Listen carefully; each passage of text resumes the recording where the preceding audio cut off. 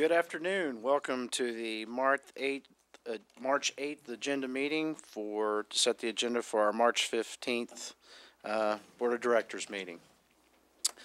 Can you hear me now? Okay, sorry. Don't get to sit in this seat very often, so. First, we'll start with our City of Little Rock employee retirement recognitions. Bruce?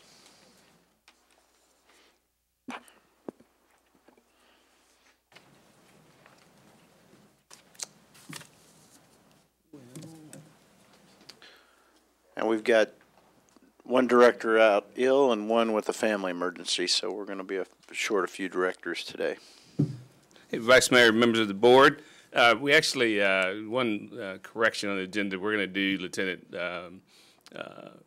Fuller next Tuesday. But today we're celebrating Lieutenant Glenn King. Lieutenant King has been with the city for a total of 37 years. Awards and honors, etc., include 3 unit commendations, life-saving award, Officer of the Month, Police Youth Live-In Camp. He served as an auxiliary officer. He's a full-time officer and detective in 1986. He was promoted to sergeant in January of 1992 and promoted to lieutenant in July of 1997. And he has served in a very critical and important role as a homicide, robbery, violent crimes lieutenant since 2000. And I would always, when I see Lieutenant King in various places, I would always tell him I really didn't want to see him on TV anytime soon. But he always did a great job of representing the city in his various roles. His favorite memory of working for the city is being the youth camp director for 10 years.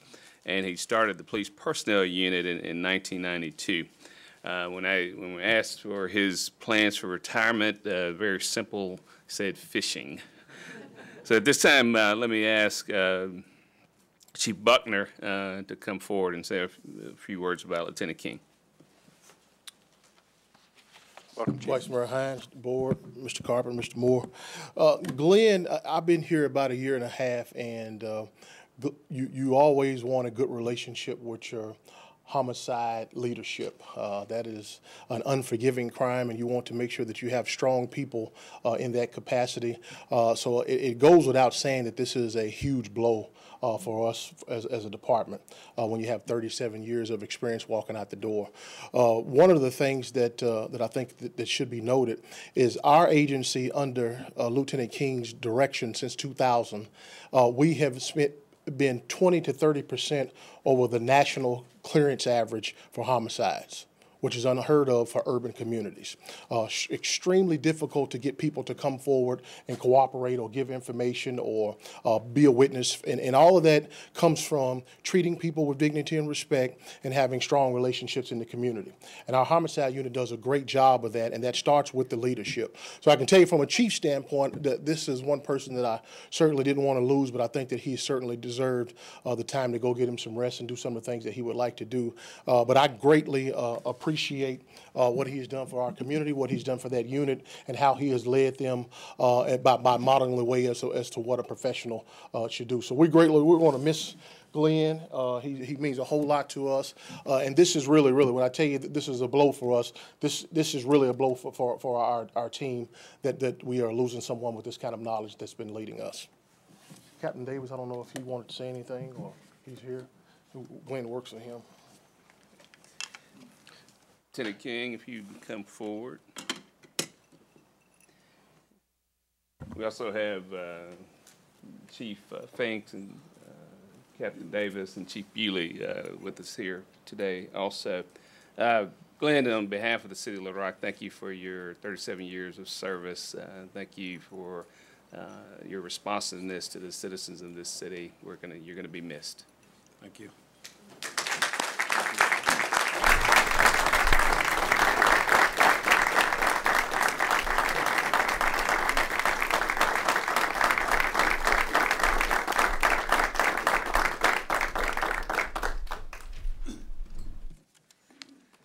Thank you, Mr. Moore. Thank you, Chief. I want to thank the Board of Directors for recognizing me today. And through my career, I can tell the city that you got your money's worth out of me. I like good results, and I know what it takes to get good results. So, you know, you surround yourself with people that'll work. Not only did I do that, I surrounded myself with the community. When I would go out, I could talk to people. People could talk to me. I was always approachable. Sometimes we'd have homicides, didn't have anything going. I would get that phone call, or somebody would stop by the office, hey, got something for you. So that meant a lot. That showed the trust issues. That showed that I wouldn't run them up front for a snitch or anything, but I worked homicide for the last 16 years. Homicide, basically robbery and violent crimes. And through all of those units, we did a lot of work. It was a lot of work to be done. We always got great results, and that was because of the team that surrounded me. I've always had good leaders in the police department, and I appreciate that. And I've always tried to be a good leader and tag somebody along with me that would and could do a good job. And in the end, it paid off. And like I say, I've been here a long time. Everybody asks me, what am I going to do? And I tell them, I don't know yet, but for the first month, I just want to go home and rest. And after that, you know, when you get called all times of night, I have to be up all night. I'm an old man, but but still, I never turned my back on the job. And I've had friends in the department. Mr. Bruce Moore, he was one of the first guys that knew me when he came here because we worked on a lot of special projects. Mr. Carpenter has been just a great friend of mine. Anytime we have office-involved issues and crime, period, he would always call me, and I was always willing to share. Same thing for Miss Hendricks. Ken, I know of Mr. Capiris. I don't know him that well. And Mr. Hines, you're brand new to me. That's true. And I know Miss Wright. I know the work she does out in her Barrow Edition. And I know Mr. Kazort. And I know Kathy Webb. So I know the team know me, and I just want to take this moment and say that Kimberly is my wife here. She stands by my side. She was understanding, knowing what I had to do to try to make things work better for the citizens of Little Rocks. But right now, I just want to say thank everybody. Thank you. Lieutenant King?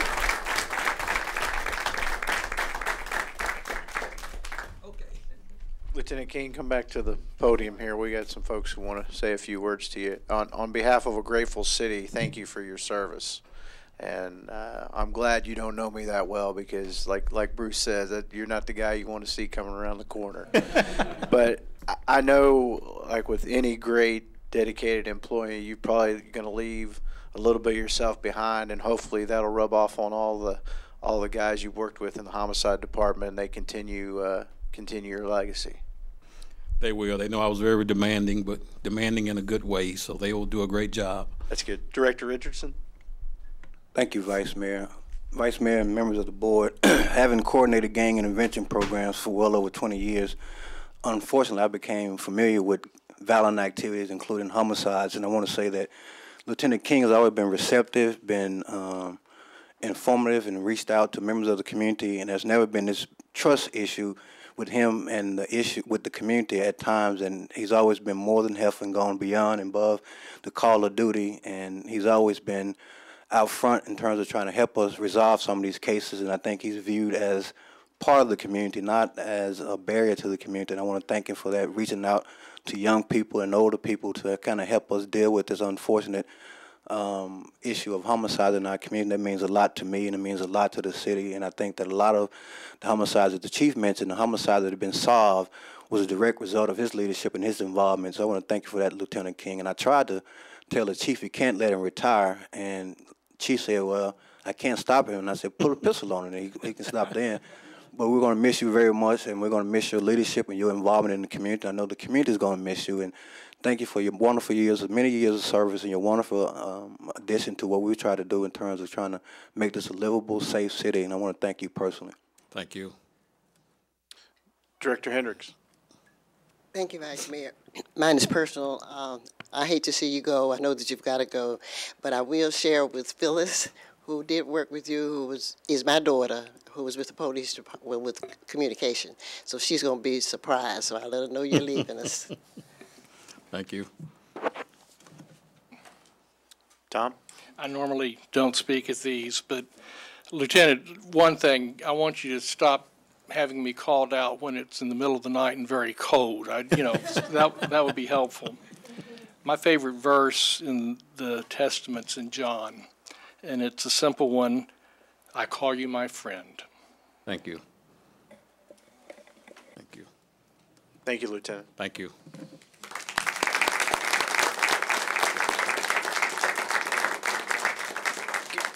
Captain, did you have a comment? I know we kind of skipped past you there. You know, I've known Glenn for a long time, and Glenn talked about developing his employees as leaders.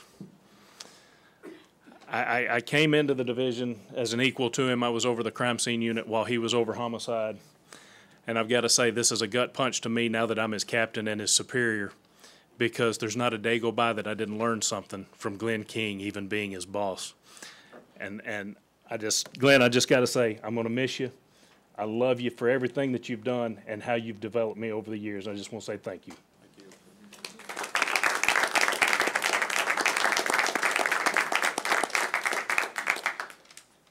Thank you. Next presentation from the Museum of Discovery, Kelly Bass.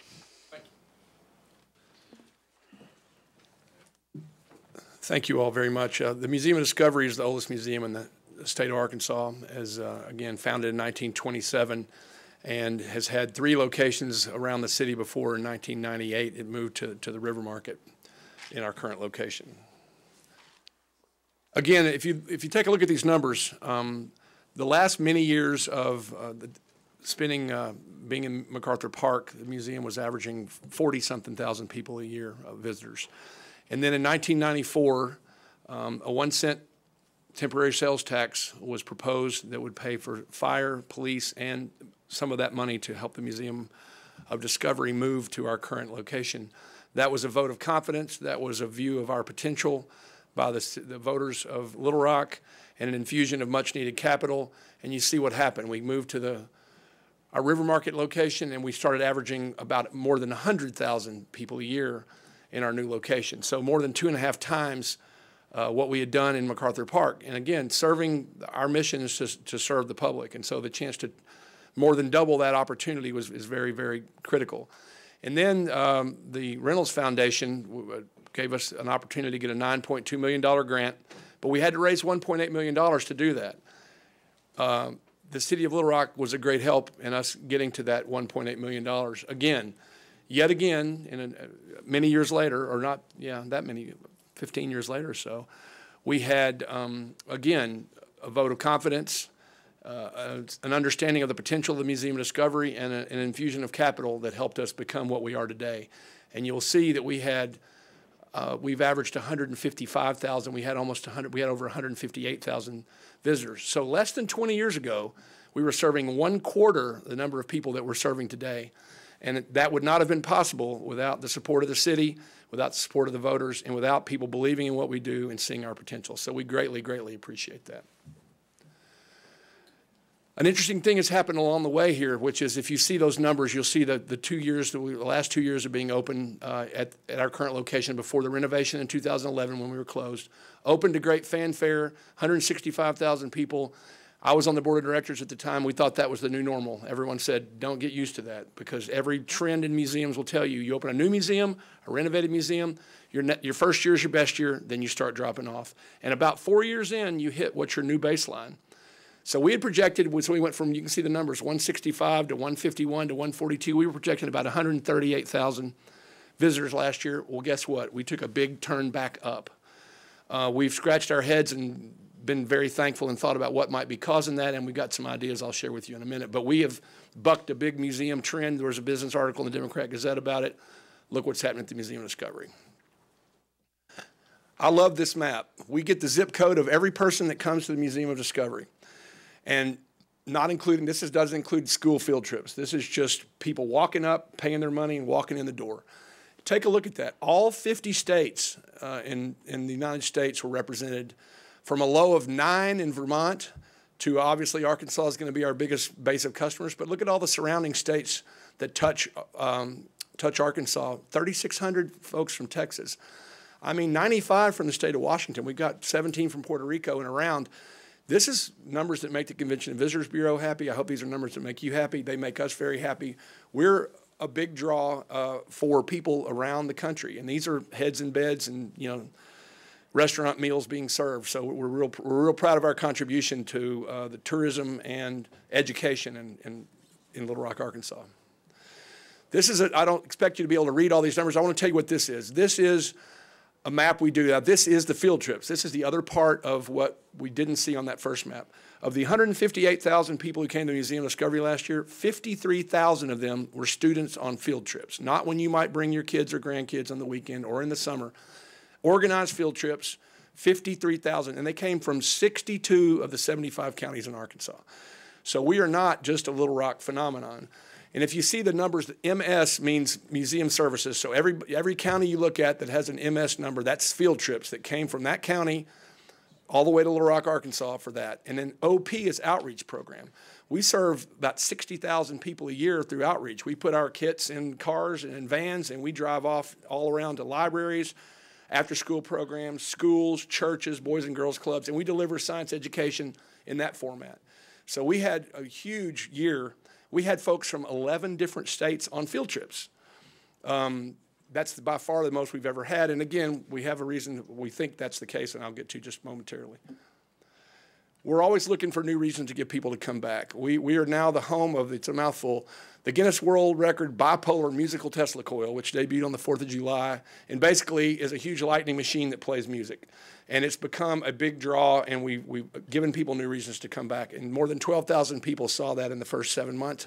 And it's the only thing in the Museum of Discovery that includes an upcharge. It's $2 if you're not a member. It's $1 if you're a member. We also understand we've got to get kids energized about science, technology, and math at an early age. This program began as once a week for an hour on Tuesday mornings. It's for 6 and younger. It's now 3 times a week by demand. And we've got regulars who are there and kids learning and doing little science experiments from basically toddlers on up to age 6. On the other end of the scale,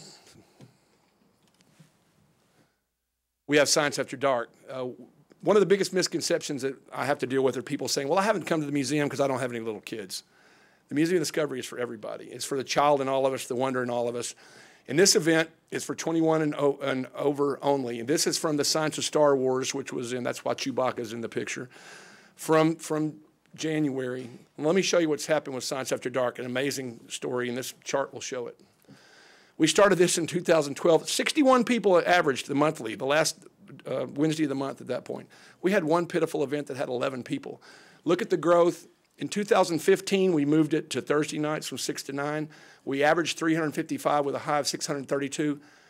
We had 1,008 21 and over Central Arkansans come to the Museum of Discovery for Science of Star Wars.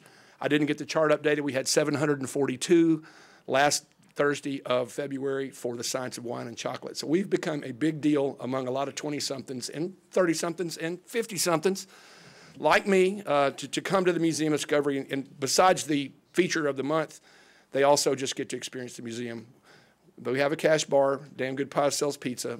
It's a good time, so keep it in mind. Again, we're always looking for new reasons to get people to come back. We've renovated our demonstration theater where we do a lot of our field trip science programs. It's a much better experience. We're getting great responses from teachers and students on that. We just debuted a new interactive LED light exhibit on Saturday. We've revamped Room to Grow, which is our early childhood space, and it debuts 2 weeks from yesterday. So it debuts in 13 days with new things for the under 6s and their families, because 58% of the kids who come to Museum of Discovery, not on field trips, but with parents or friends or whatever, are 1 to 6. So we have to really focus on on the smalls and what we can do for them. And then one that ties back to what I've been talking about, we got a grant from the Department of Heritage to do a timeline exhibit that will display many artifacts from back in the days of Bernie Babcock all the way to the present and help show how what the Museum of Discovery is now ties back to what the Museum of Discovery was. This was one of the best things that happened to us. This was in the summer of 14. I got this magazine in the mail from Mensa, the Organization of Certifiably Smart People, and I knew they didn't send it to me because they thought I should apply to be a member.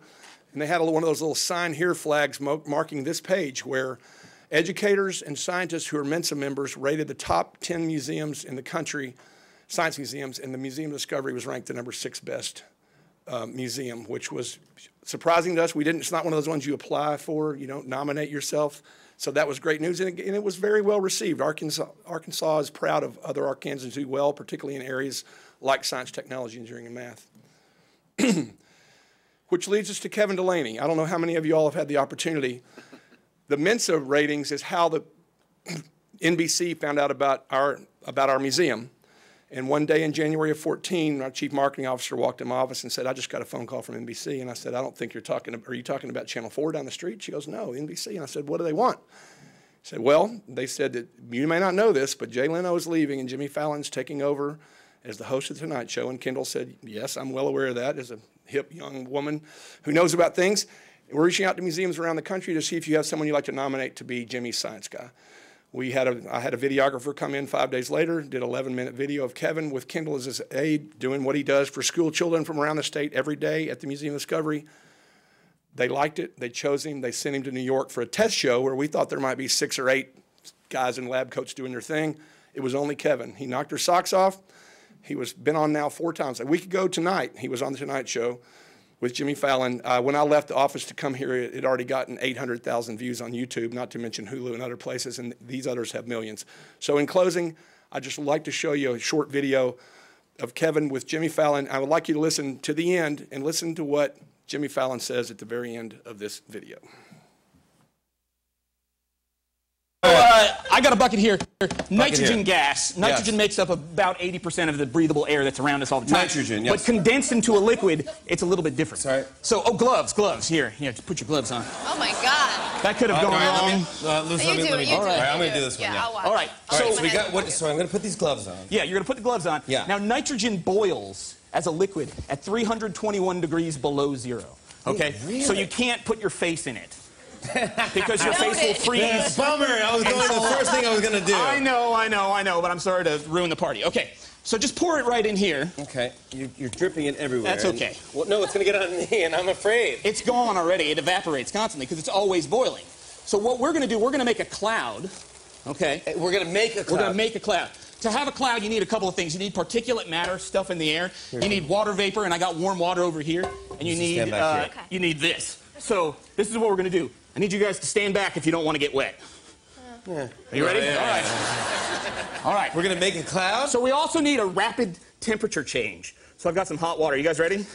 Okay, we're going to make a cloud. All right, you guys ready? I need a drum roll. Thanks, man. All right. Are you guys ready? 5, 4, 3, 2.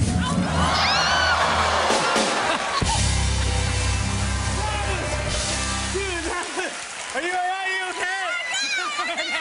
Oh, my gosh. If you need to make a quick getaway, liquid nitrogen. Oh, my gosh. You are the most fun person to hang out with. Yeah.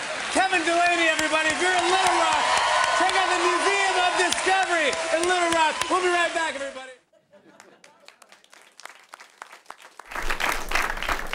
I can't tell you how many times I've watched that. I just got goosebumps when I hear Jimmy Fallon say, when you're in Little Rock, Arkansas, go to the Museum of Discovery. So we're very proud of Kevin.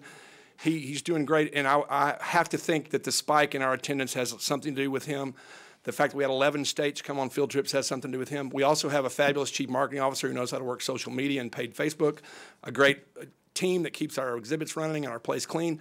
Plus, we benefit from where we sit. The River Market is a whole different animal than it was when we opened in there in 1998. Everything that gets added, every hotel that gets added, every restaurant gets added, helps the Museum of Discovery. And we are so thankful for the City of Little Rock's support. We're so proud of what we're doing, and we appreciate you. Thank you. Kelly, thanks. I think we got some questions. Kelly, thank you for your presentation. Sure. It's a great asset, and I know my daughter's enjoyed it over the years, especially since the remodel. So, Director Webb. Thank you, Vice Mayor Hines. Kelly, the one thing you didn't say about the increase and all of the great things that have happened is that the fact that they have a great executive director. I know you stepped into a spot where there was a great director, but y'all may not know this, but last week Kelly was named the Nonprofit Executive of the Year by Arkansas Business, and we are blessed to have you, and you've done a great job. Well, I appreciate Thank that. Very kind of you, Kathy. Thank you. Thank you, Kelly. Thank you all very much. Thank you. All right. Next on the agenda, we have Donovan Ripkema. Close enough. Was I close? Well, you can, from Place Economics. So I have to finger you, okay. Thank you all for making time for us, Vice Mayor and members of the board. My name is Donovan Ripkema, and I have a firm called Place Economics, and one of our components is an approach on called Rightsizing, and we've been working about 8 months here in Little Rock. Go ahead. And once more. And what rightsizing is, it's a thing that's happening in a number of shrinking cities in America, readjusting a shrinking city's built environment to match its current and projected population and development trends. But one thing that we learned when we were putting this together was that, yes, it can apply to cities that are shrinking, but it also can apply to neighborhoods that are shrinking within a city that is growing. And so with this as a kind of national pattern, we started a thing called the Rightsizing Cities Initiative. Go ahead. And developed over the course of about a year a database tool that looks at neighborhood level activities. And the purpose of it has been to help cities stretch their scarce resources to address these issues of neighborhoods or cities that are getting smaller. Next one. These are going to click by. So it's just to kind of walk through the process. It starts with a huge amount of data. We've been working with Brian Minyard at Planning to get data. He's been our client on this. It includes national and local databases. It includes a field survey. It includes, in the end, 75 metrics within 8 broad categories, and I'll mention those in a minute. We take that data, and then we weight it, we temper it with a community-based survey. Next one. And then on a parcel-by-parcel basis, for every vacant building, every vacant lot in the neighborhood, make specific recommendations. Next one. And then for implementation for the city to identify tools and strategies in each of those categories. Next. So in these 8 metrics, it kind of covers the waterfront. Some of them are in the area of fiscal responsibility, some of them in economic opportunity, engagement, real estate issues, neighborhood character, the environment, stability, walkability, and within each of those there are 6 or 8 or 10 or 12 individual metrics. Next, please. So we take that national and state data and put it to make decisions on the kind of framework on the neighborhood level. Next, please. And then shrink down to the parcel. So with that as kind of background, I want to tell you what we've been doing, and we're now wrapping up with this report here in Little Rock. Next one, please. So this was the neighborhood that was identified and described for us, and was divided into 5 parcels. Now, we understand those aren't exactly neighborhoods, not known as neighborhoods. We call them sub-areas, but it gives us a chance to compare the characteristics in the broader neighborhood with the city as a whole and those sub-areas within the neighborhood. Next. Here's the reality of that area, that between 2000 and 2013, the city of Little Rock grew in population about 6%. But this neighborhood within Little Rock, in fact, declined about 12% in population. So it is that situation where, although the city is growing, neighborhoods within are shrinking. Next, please. So in a massive effort last fall, including 50 volunteers or more volunteers, we surveyed every parcel in that area, almost 8,000 of them over 4.5 days, using students, neighborhood residents, retired people, kind of everybody who stepped up to the table that was recruited to help us with this. They were trained to go out and do smartphone-based survey of every parcel in the neighborhood. Next, please. So here's just some of the factoids of all. In that area of 8,000 parcels, 13% of all the buildings were in fact vacant at the time we surveyed, and about 22% of all of the parcels, parcels in the area are in fact vacant lots. Next. And there's the kind of overall mapping of the vacant parcels and vacant lots. So you see that they're scattered all over, some concentrations, but there's significant vacancies really throughout the area. Next. Again, I'm not meaning to do this sequentially, but some of the kind of what we found is most important factoids, often neighborhoods. And I'm not telling anybody anything you don't know. There's large parts of that broader neighborhood, in fact, are seen as, here's people with no money, there's only poor people there, there's no employment, all those issues about that often cause neighborhoods to be written off as saying there's no economic opportunity there. And that's wrong. So instead of looking at household income, that often is a deceptive number, we in fact looked at buying power, spending power in those neighborhoods, because there's lots of things that constitute the ability to purchase something that don't show up on income statistics. Drawing from savings, borrowing money, retirement funds, money from friends or relatives don't ever show up in the income statistics, but in fact are spending power. So in that area, that many people would say, well, that's kind of the poor neighborhoods in Little Rock. In fact, there's over $200 million worth of annual spending that comes out of those areas. And you can see it comes across all four of those sub-areas groups. There's a huge amount of underserved, undertapped economic opportunity in that immediate area. Next one, please. When we did these surveys of every parcel, among the things that the surveyor did was, is there a sidewalk here? And if so, what's its condition? Well, about 72% of the parcels have sidewalk in front of them. A little over half of them are deemed to be in good condition. Next. This might be a surprising one for you, many of you, it was to us, is that even though there's a sizable amount of vacancy, in fact, the condition of these properties are surprisingly good. Is that 70% of them were identified as, in fact, being in good or very good condition. Next one. That, however, varies from one of those areas to another, from 90% in good or very good condition down to about, in the north central, to about 57% in the west. So it varies one area to another. Next. 17%, of course, this is where you have two great historic districts, but 17% of the buildings in the whole study area were identified as either having high or landmark character. Next. And then this is kind of on the fiscal responsibility side. We looked at streets, sidewalks, curbs and gutters, water lines, sewer lines, and asked and calculated out how much there was in those neighborhoods, and then asked the question, what would be today's replacement cost of that? Well, you have about $190 million worth of investment in replacement costs that exist that taxpayers have paid for in that neighborhood. So there's a huge, financial investment that's already there that previous taxpayers have paid for. Next. But then we made this calculation, and we call it the annual cost of stranded investment. And that infrastructure has a very interesting characteristic, is that it has a life based on time, not use. That is, a sidewalk's good for whatever, for 20 years, and it doesn't much care if it's one person or 1,000 that walks over it a day. It's going to last 20 years. You have to replace it. Same way with water lines, sewer lines. They have a life based on time.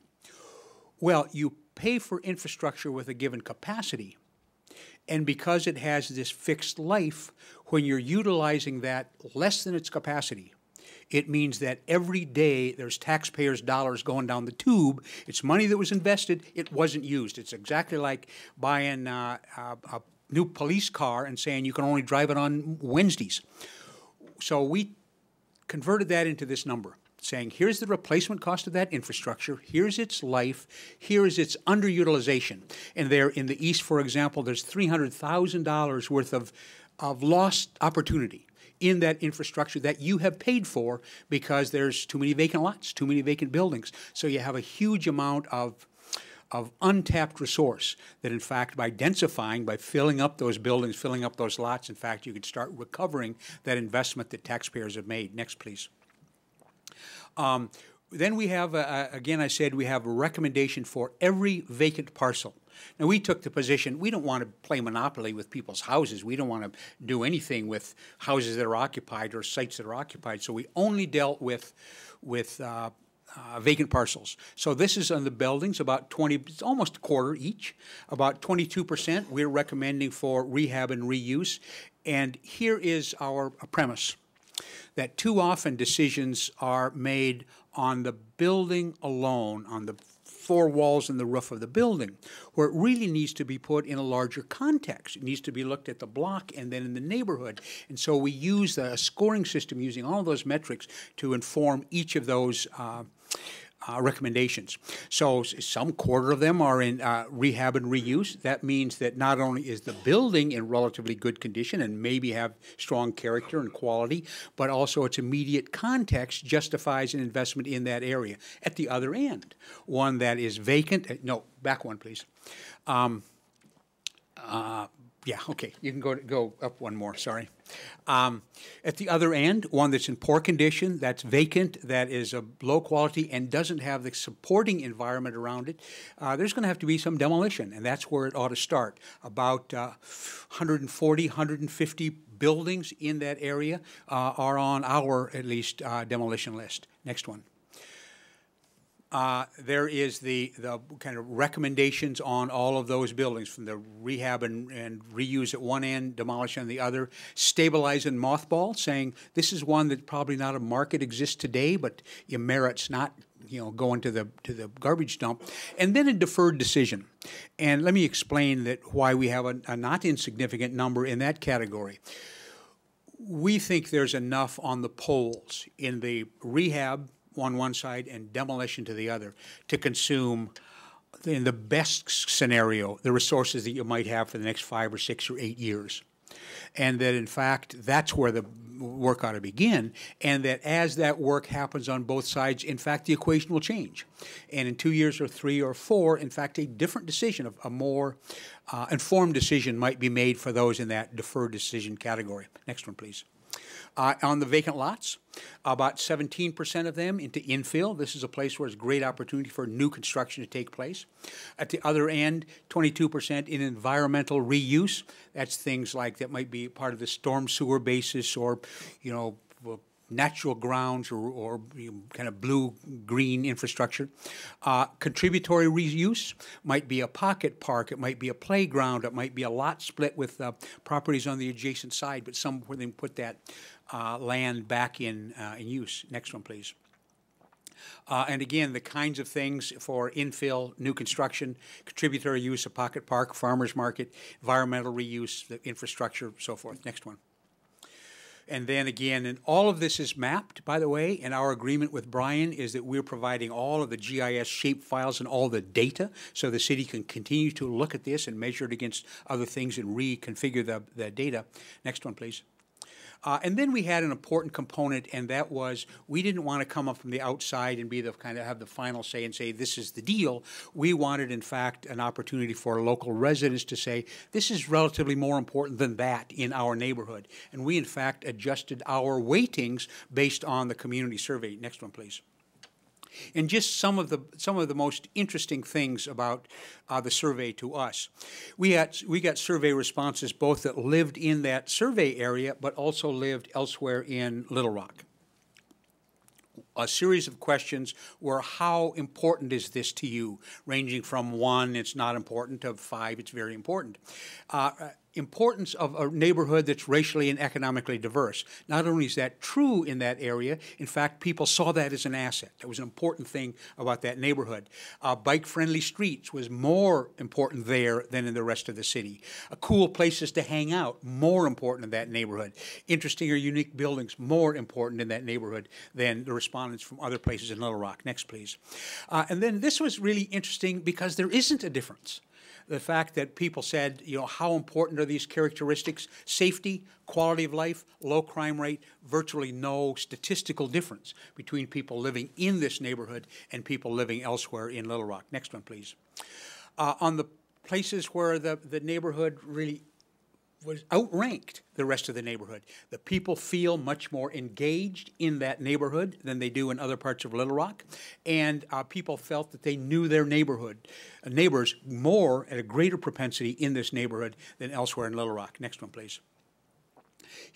And then we also had a series of questions on what's important to you, and then a series of questions as how do you think your neighborhood's doing?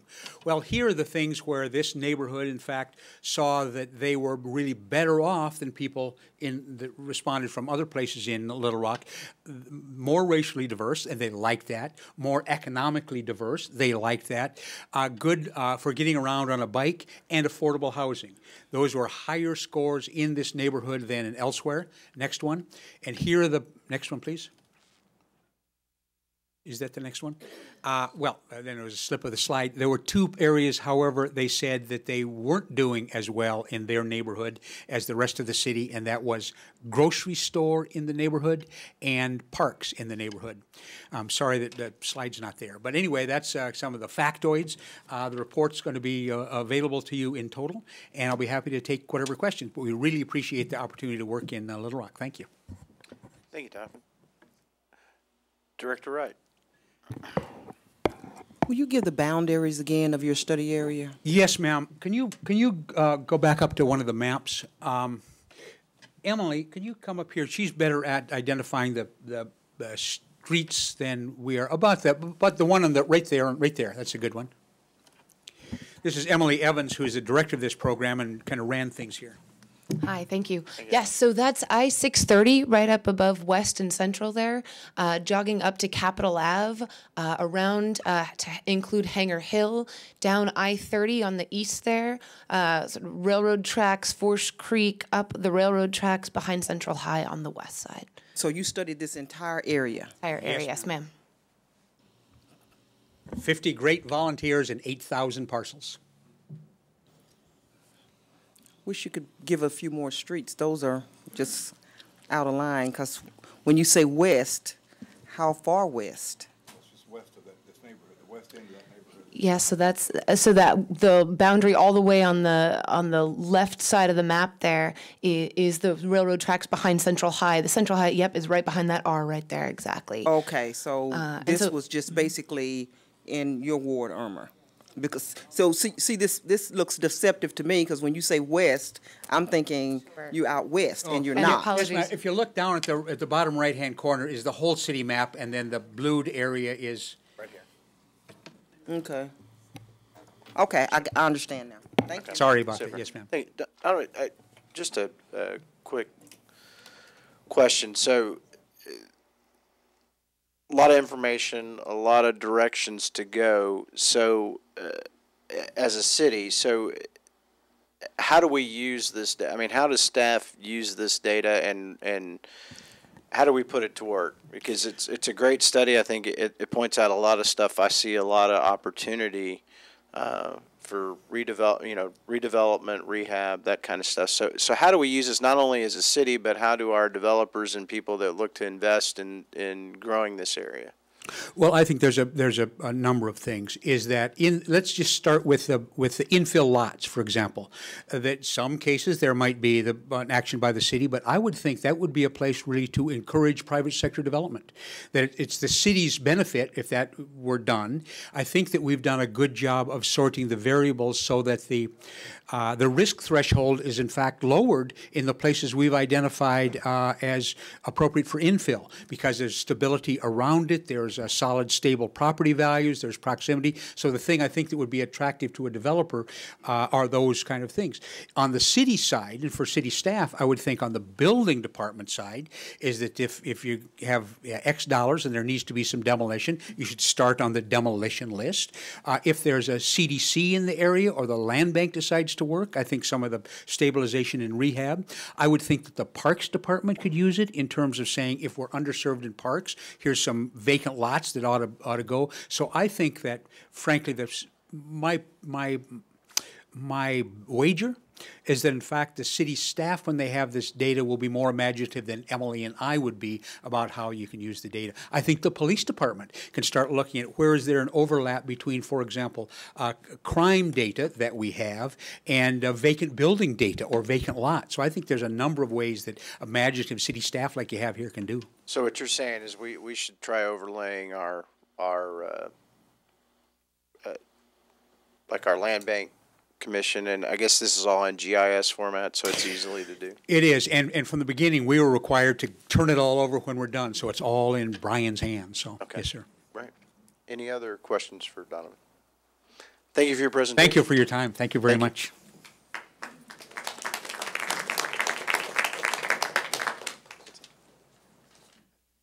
I'm not sure. Next up on our presentations, this will be the last one of today's agenda, is our Keep Little Rock Beautiful citywide cleanup. Melinda and Nash? Or I don't, who's going to go first? I just had... Well, I'm Suzanne, Okay, and Suzanne. Nash didn't make it out in Okay. the nasty weather today. Vice Mayor, City Directors, we're glad to be here today to tell you about our 7th annual Great American Citywide Cleanup in Little Rock. That's going to be this Saturday. I have a couple of our board members from Keep Little Rock Beautiful and a couple of our neighborhood leaders that are here with us this afternoon. There are going to be 40 different neighborhood-based cleanups going on in the city, led by our neighborhood leaders that are really key in helping us with the citywide cleanup. We couldn't do it without them and their help. We've got volunteer groups and schools and some of our Adopt a Street adopters that are going to be out that are included in these 40 different cleanups. And we have 3 different city parks that are going to be involved. Each year we have a big kickoff event. This year it's going to be at Interstate Park and Fush Creek. It's going to start at 8 o'clock Saturday morning, rain or shine. The mayor is going to be there, and we would love to invite any and all of y'all to come join us. The kickoff event this year is hosted by a group called the Friends of Fush Creek. This group involves a great number of partners, but the effort is kind of led by Audubon, Arkansas. They've been working over the past several years to restore and revitalize the 1,800 acres of watershed located in the Fush Bottoms. Their long-range goal is to develop this area into a Fush Creek preserve and a water trail. The Arkansas Canoe Club Boatar Group, one of the Friends of Fush Creek's more active partners, has already conducted multiple cleanup projects on Fush Creek this year, taking advantage of our warm and sunny weather. With rains predicted this week, they called an impromptu cleanup over the weekend, and they were expecting many of the trashy areas along Fush Creek to be flooded.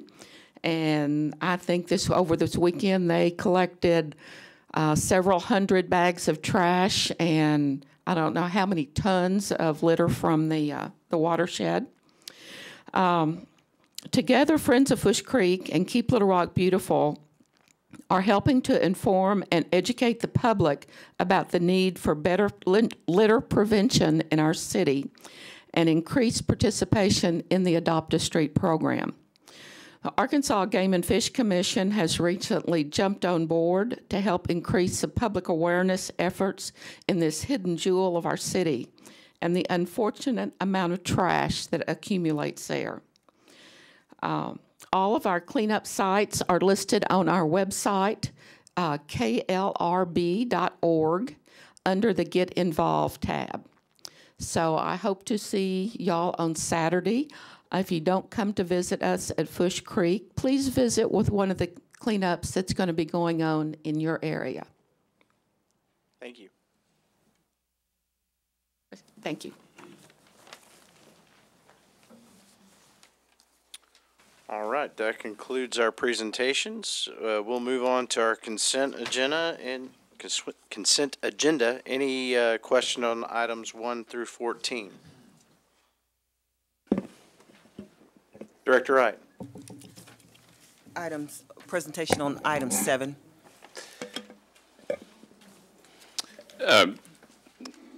We'll do that. I do want to mention to the Vice Mayor, Director Babcock is ill tonight, but she did call before the meeting and asked that Resolution 4 be held separate.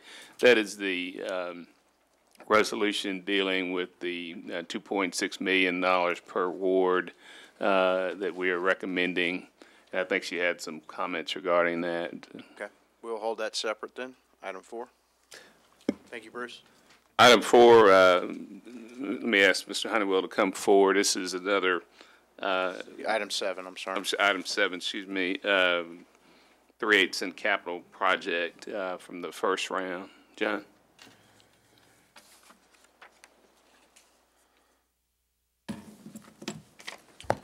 Thank you, Vice Mayor, board members. Item number 7 is a contract for the construction of 36th Street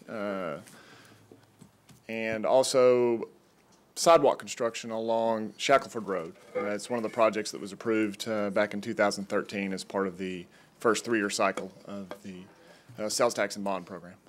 36th Street is an extremely long street. Yes, ma'am. So the entire 36th Street? No, or the parts that haven't been improved, the western end of it. From Romine down to Shackelford and around? Roughly, yes, that's roughly the extent. It's not exactly Romine further on, but it's through that section there, yes. Will it include lighting, street lighting? Yes, that's included on our projects. Okay. I say that because, you know, the roundabout has been hit a couple of times, and I was trying to determine why, but coming from Shackelford toward Romine, there's no street lighting. It's very dark. Right. The roundabout does have. I know it has lighting, but if you're speeding, which is what this person was doing, yes, ma'am. And by the time you get up to that, you it's too late. But we incorporate that into all of our projects. Lighting. Yes, ma'am. Okay. And can I see exactly, if I contact you, exactly what's going to be done? I will get you a drawing or a map tomorrow that shows you the extent of the project. Thank you. You're welcome. Bruce, can we have a presentation on item 13? Yes, Vice Mayor, members of the board. This is something I am very excited about. Last spring, in looking at various things that other municipalities were doing with their open data, Austin was one of them that I looked at. We really began to research an open data policy for the city of Little Rock. So there's been a lot of staff work put in this. We've got a lot of exciting partnerships that we've developed. So at this point, I'd like to ask Melissa Bridges from our IT department to come up and we just have a few slides that where we talk about what this is going to mean for our organization, but also for the citizens of our city. Melissa.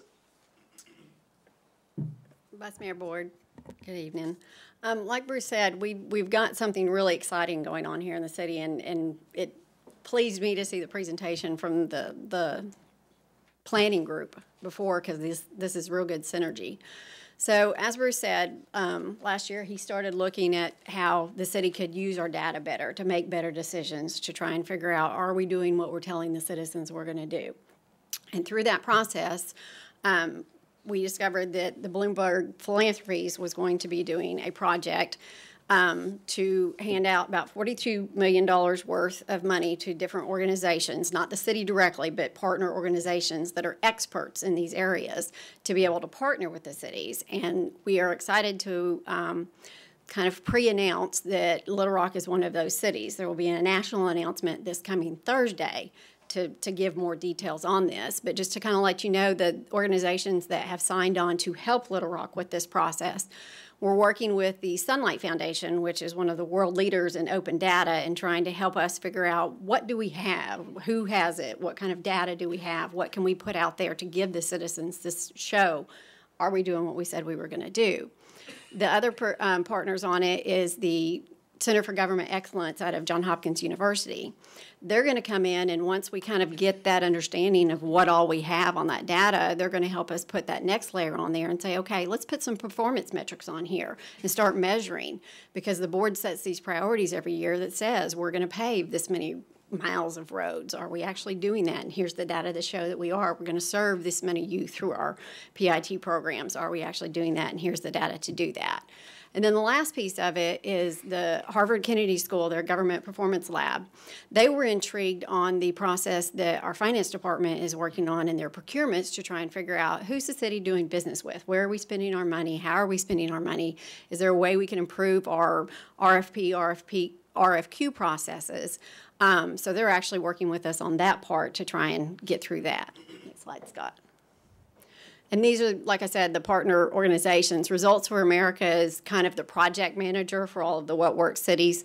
And then the 3 other entities that you see on there are the ones that are actually on the boots on the ground here helping us do the work. Next slide, Scott. So like Bruce said, we're just at the beginning step of this. We're trying to figure out the whole open data and putting a policy in place and what does that mean to us. So the first step of this work is to be able to have this resolution here on the agenda that you will vote on next week to say that we're going to move forward with that process. Bruce has appointed an open data governance committee made up of various stakeholders inside the different departments that are the owners of those large sums of data that we have. And we're going to sit and we're going to go through that inventory and say, what do we have? Where is it? What's important? What is in a format that we can easily get it out there for the public to consume?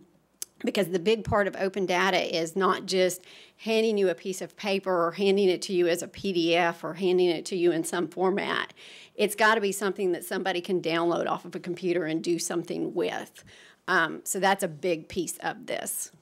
Next one, Scott. We're in the process of putting together an open data portal. Again, more information on that coming in the coming days. The goal of the portal is, like I said, it's a platform for us to use to show the citizens, here is the information that the city has, put those measures against it and say, are we meeting those goals that we've set for ourselves year over year? Next one. This is a preview of what our open data portal will look like. Right now we've got a subset of city data to go out there. This is, like I said, just the beginning. There will be more to come. This will become a process that continues and grows. Next one, Scott, please. And then there's also a portal that is linked into the city's new 311 system. So all of those requests that are coming in through the city website and the city app, they'll be able to map that and see that, and kind of the citizens will have that information in their hands to be able to see where is the city providing information. So that's just kind of a quick synopsis of the project that we're working on. Like Bruce said, we're very excited about this, and Thursday there'll be a big national announcement that Little Rock gets to be a part of. Thank you. I think we have a question from Director Wright. Not about this. Okay. Director Hendricks, do you have a question? Yeah, it's to Mr. Moore. Do you have funding for this, or where is the funding coming from, or what's going on? Well, that's what Melissa said, that the city didn't get any direct funding. The Bloomberg Foundation is funding the partner groups that she mentioned, and so we're getting the technical assistance. This shouldn't cost the city any additional money. This is just taking the information that we have and making it more accessible to the citizens. Okay, thank you. Any other questions? Thank you. That's it. Thank you. Director Wright, you have a question on the consent agenda? Yes, I need to. Sorry. I'd like a presentation on number 14. Yes, Mr. Toll-Free to come forward. Thank you, Bruce. Director Wright, number 14 is a $150,000 grant that we were able to get as a collaboration between the National Recreation and Parks Association and the Coca-Cola Foundation. And essentially, what we'll be able to do with that grant is that we'll be able to connect the old skate park that we have out at Canis Park with what the do-it-yourselfers are doing. So it'll be a really nice facility with a series of ramps that will have varying degrees of difficulty for both the novice and the seasoned skateboarders. Okay, now this says 169,000. Are we putting some money in this? The actual bid came in at $169,000, and so we're going to take the $19,000 from the capital improvement fund for the Parks and Recreation. Okay. Now, when you finish this, are we going to be able to implement our annual skate park tournament? Oh, absolutely. Remember we talked about that a while back? Yes, ma'am. Okay, and the skateboarders that are already out there can take the lead. We just want to make sure that we show off a little bit all these improvements we're making. Absolutely. Okay, thank you. Thank you, Trim. All right, now we'll move on to the separate items, items 15 through 19. Any questions on those? Director Wright would like a presentation on number 16. See the pictures, please.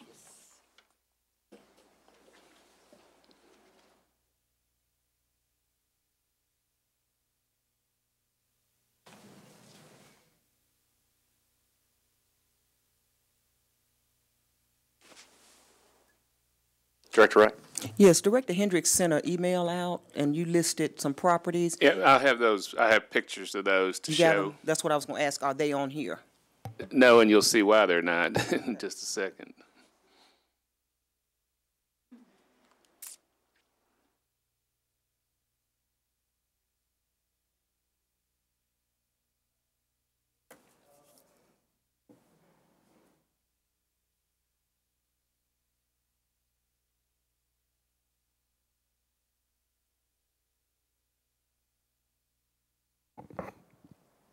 Whoa, back. That's the mobile home. Okay, good. Okay. So I did get the email that Director Hendricks sent to you all, and so I went by today to look at those 5 addresses, and these are the pictures of those that she asked you all to go by.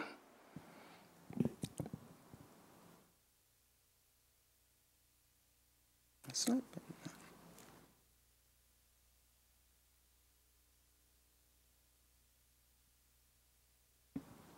Wow, look at that one. That's nice. That could be saved. Director Hendricks, you have a comment? The thing that, and I think that if you all read the email, it's that these 4 houses have been sitting like this anywhere from 5 to 10 years. And what I would love to see happen is that the owners of these properties would get some kind of information from the city, and that these houses would either be restored, because I'm not asking for them to be demolished. They're nice houses. Yeah. But I always think about up on 17th and Mississippi, and I talk to Mr. Moore about this all the time, and it came before this board, and I don't know whose ward it was in, but it was a church which was commercial, and we really, the board really had even the owner of that building to come and make sure that that building was completely repaired or restored or whatever it was. So that's what I'm saying. If this can happen in one area, then please help us. And I can give you the name of the residents, and Bruce, you would know several of them personally that live in that block. They've been on me about it, and I let them know I have no control over these houses. So if you'll help us. But I think that's the point, Director Hendricks, that, I mean, even the example of the church, I mean, they had some very serious issues regarding the structure, and the board gave them time, and we worked with them and so forth. But I mean, I went by all of these houses, and there aren't any code violations here. So and this is something we've talked about, Tom, and all of us have talked about, but compelling these owners, and I know you know most of them, they're right there on your block, but you know, I don't know if the city has the police power when you look at these houses to, I mean, there was one house that had a lockbox on it, so that gives you the appearance that somebody's trying to sell it. Yeah, that just happened. Yeah, so I mean, it was really a challenge when I looked at these today, and the staff went out too, I mean, to say what we do with these. Okay, is it anything that you could have the staff to do with regard to notification to these people to do something? Not demanding them, Tom, but a nice letter. What can we do? And most of these people, they don't even live in the city. That's the bad part about it. So we're just going to let these houses sit here? And the one on the corner is boarded all up. I saw somebody boarding it up the other day at 2600. I didn't see any boards. I mean, 2600 is boarded. 2600 Chester is boarded. What is that one, Scott? On what, Andre? What are you saying? What are you saying? Staff did not board it. Oh, I didn't say staff boarded. No, I said it was boarded. Yeah, this one on the right corner. Here? Yeah, over on the north side. Somebody put some boards up on that. And then if you look at the back of that building, most of the windows are broken out. So, Mr. Moore, you're saying that you cannot send a letter to these out-of-state people asking them? 'Cause I can't. I guess, I mean, Tom, with no visible code violation, I don't know about the windows. I mean, I look at it every day.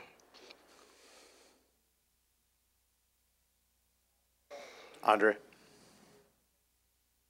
Bruce, when I talked to staff today, the code officer mentioned that in this particular structure, there were new windows in there, and someone just came through and threw rocks and broke you can them. tell they're new. Yeah, so they can issue new notices on that, but he said that just recently happened with someone breaking all the windows out.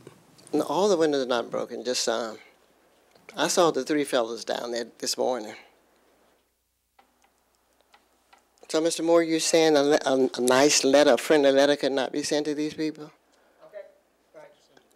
Okay. What do you say, Tom? You can send them a letter and tell them they've got broken windows. We No, can do that. the houses are vacant, they're in disrepair. And the one across the street from this one is boarded up on the north side. And we even have to take care of the one at 2621 Chester. Practically every summer I have to weary Andre to get the brush cut down there. You would be surprised at the money that Andre has to, the city has to pay cutting that grass and all those hedges down there. Because I worry the hell out of them about that house down there. We'll continue to work on it and see what we can do, Director Hendricks. Okay, thank you. Director Gazor, you have a comment?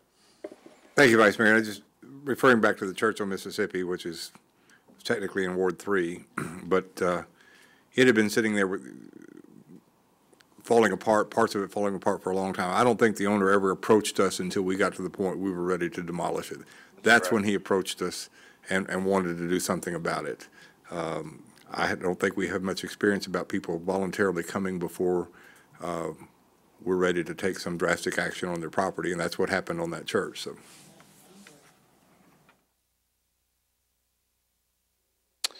Any other comments? Let's.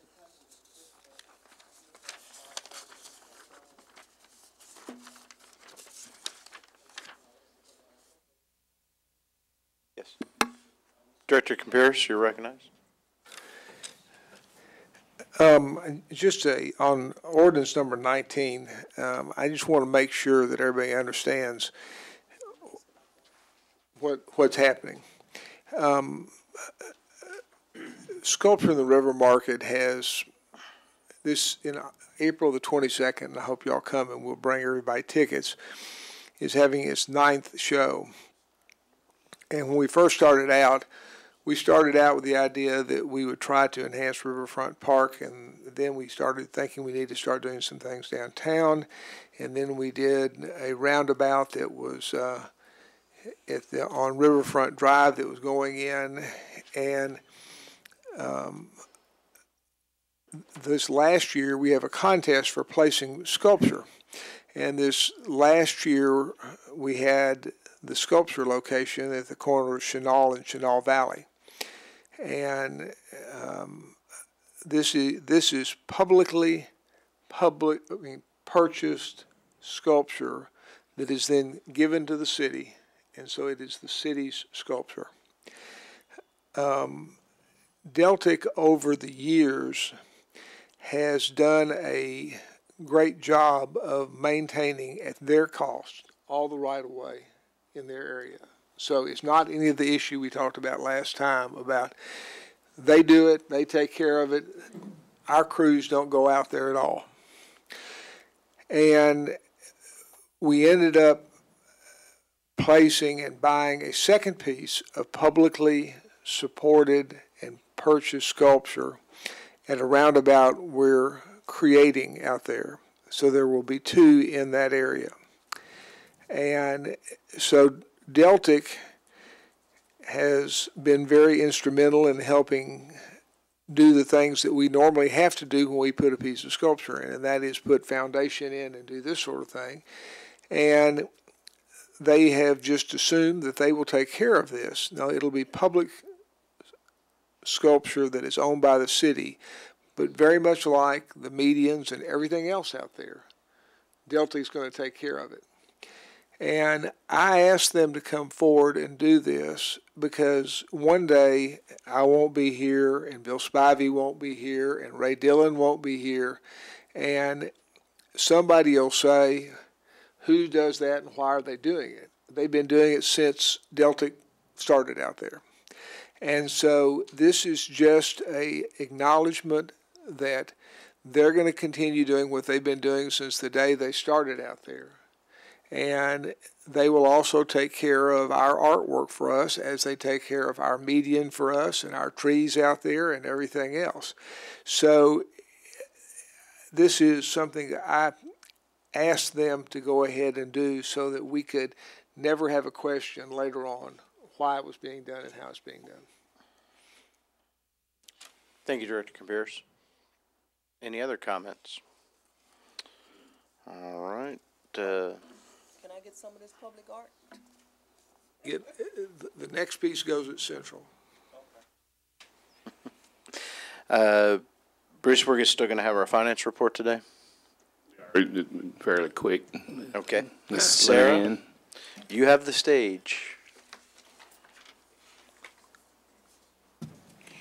Good evening, Vice Mayor, members of the board.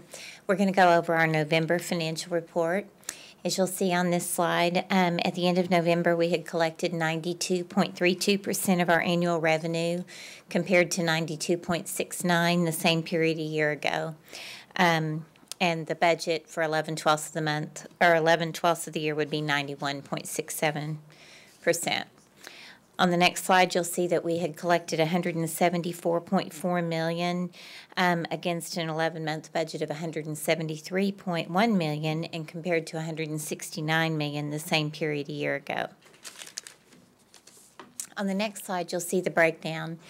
And again, you'll recall that our largest property tax deposit of the year is typically received in November for the October collections. And so there is really no additional money to come in other than homestead and delinquent collections that are made. So there's very nominal collections in the last couple months. So that's basically our annual revenue that you're seeing there. The sales tax appears short in comparison to budget because our largest sales tax by far is in the month of December. And I'll give you the detail on that in a moment, but we are actually ahead of our budget on sales tax. Licenses and permits, again, those are collected at the first part of the year, so this is primarily a timing issue. We do not expect to exceed our budget for the year in this area.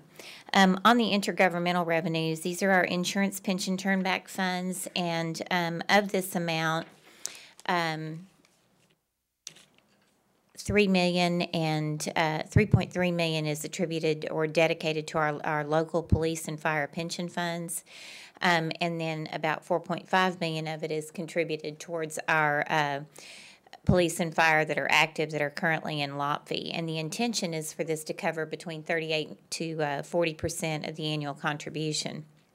However, in the month of October, we received an extra $185,000 towards our closed police pension fund due to some adjustments that they made at LOPFI. Basically, they were giving us some money that should have been considered in the calculation before. So this is a piece that was not anticipated in our amended budget because normally we receive that once a year in July. So that'll exceed budget, but 100% of that will go to our closed police pension fund. It's not available for general expenditures. Our charges for services are going to be in line with our annual budget. You'll notice the utility franchise fees is below budget, $506,000, and that's almost entirely due to the gas revenues. With our natural gas has been an all-time low prices, and then we had an extremely mild winter in the November and December time frame. We also had a much milder than last year's winter in the first part of this year. So those revenues are going to finish the year below budget by about $500,000, which will be attributed to our gas revenue. On the next slide, you see the comparison to the same period a year ago. And our property tax revenues will be about 2% above last year by year end. Our sales tax revenue I'm going to talk about in detail in a moment, but you can see that we're significantly ahead of where we were same time a year ago. Charges for services we've talked about all year long, and this was due to the very, very heavy rain, flood stage weather that we had really the first 6 months of the year. It went all the way into June. And we've made a budget amendment to reflect that, but that's why those are so significantly lower than the same period last year. Our fines and fee revenue was below budget, partly due to the conversion to the new court system, although in the last couple of months collections have returned to normal levels, and we expect them to go on that way in the future.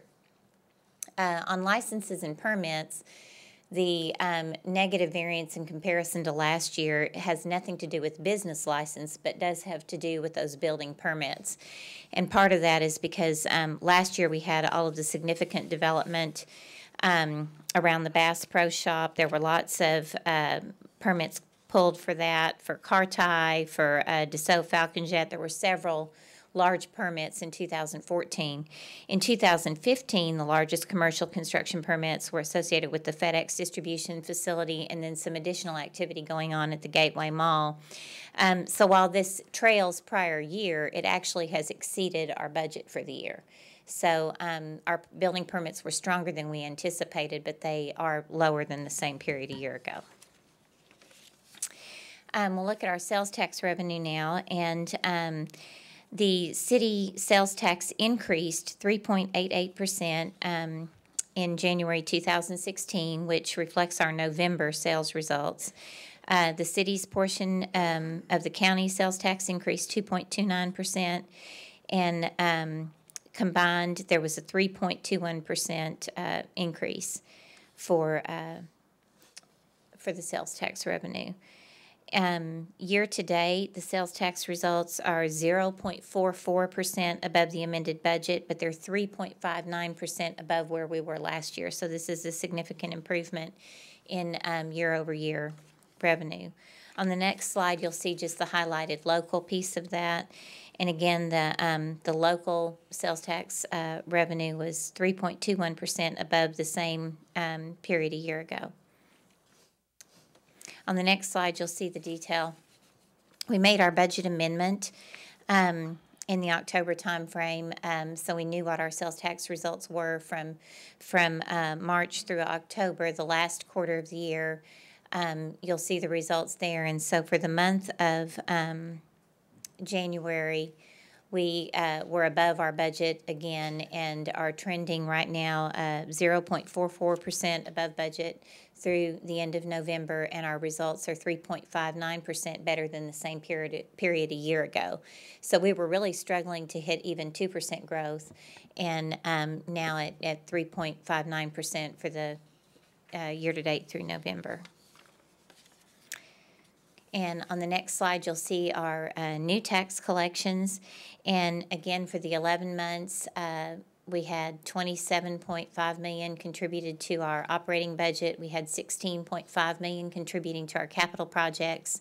And life to date, those revenues have brought in $185 million of new revenue for capital projects and operations.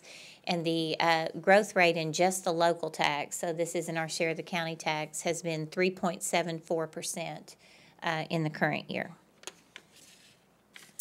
On our franchise fees on the next slide, our electric franchise fees are actually, the usage is only 2% more than the same period a year ago, but the revenue is 12.89% more than the same period a year ago. And this has a lot to do with the rate changes that went into effect for Entergy. So the usage was basically flat, but the rate increase, and some of this was recovery of storm fees and all, but that has triggered a real increase in our electric franchise fees.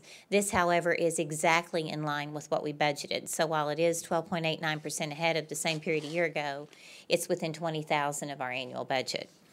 On the gas franchise fees, you see the opposite story. The usage was down 8.8%. The revenues were down 9.18%.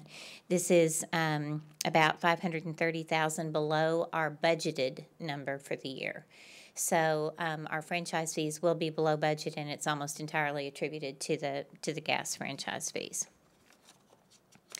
Next, we'll look at our expenditures. And again, we hit through the end of November, we had expended 87.87% of our annual budget. 91.67 would be 11/12, and that compares to 90.21% the same period a year ago. We look at the dollars, we had expended $161 million on the next slide. $161 million in comparison to a budget of $167.9 million. This compares to $161 million the same period a year ago. So on the next slide, while the expenditures are almost $7 million below budget through the end of November, there's some pretty significant timing issues going on here as well. You'll see that $2.5 million of the favorable variance is in general administration, and a portion of that is attributable to our debt service, which we have one note payment that comes due in December. We had a $1.3 million contribution to our defined, non-uniform defined benefit plan that happens in December. And then we have some retiree insurance payments that hit there as well. We are below budget on our workers' comp claims and on our outside agency contributions. We'll recall that we suspended the contributions to Metro Little Rock Alliance and the Chamber of Commerce, and those were included in our budget last year, so there will be some savings associated with that at the end of the year.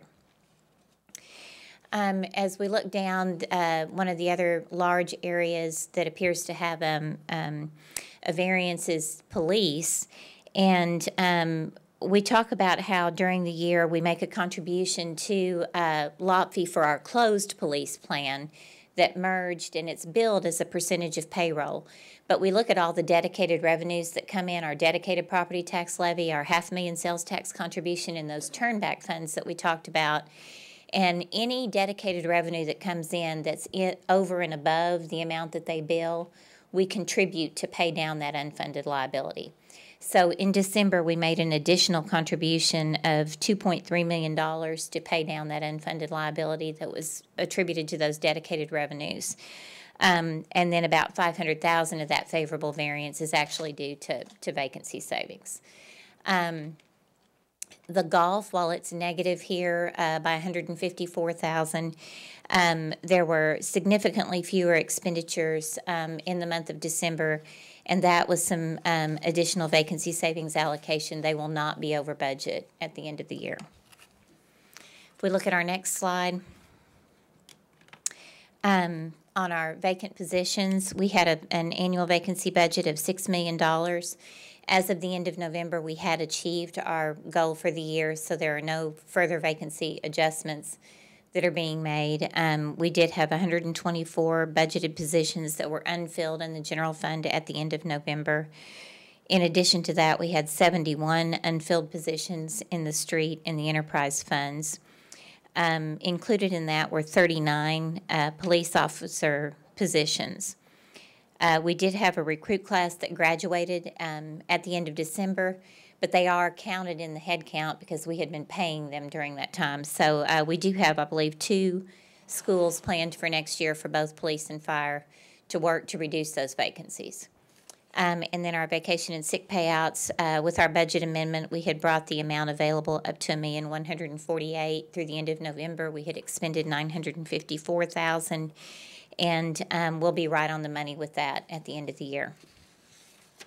And the final slide just shows kind of the trend in our vacant positions, and you'll see with our, fire and police school, we dip down closer to 100 and then work our way up with retirements as we try to get those positions filled again. So the good news is I anticipate at the end of the year that we're going to be really right on track for our revenues, where we exceed the budget in sales tax by around 400 and some thousand at the end of the year. You saw our franchise fees are going to be below budget by that month, or by that amount, but I expect for our revenues to be right in line with budget. I do expect for us to be a little bit under budget on the expense side.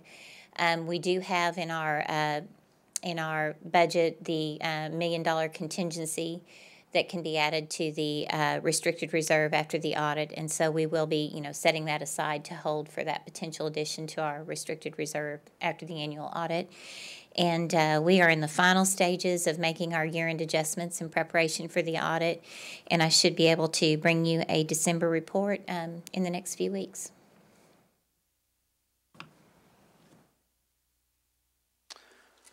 Sarah, thank you for the report. Any questions or comments? Well, Bruce, do you have any other things to add?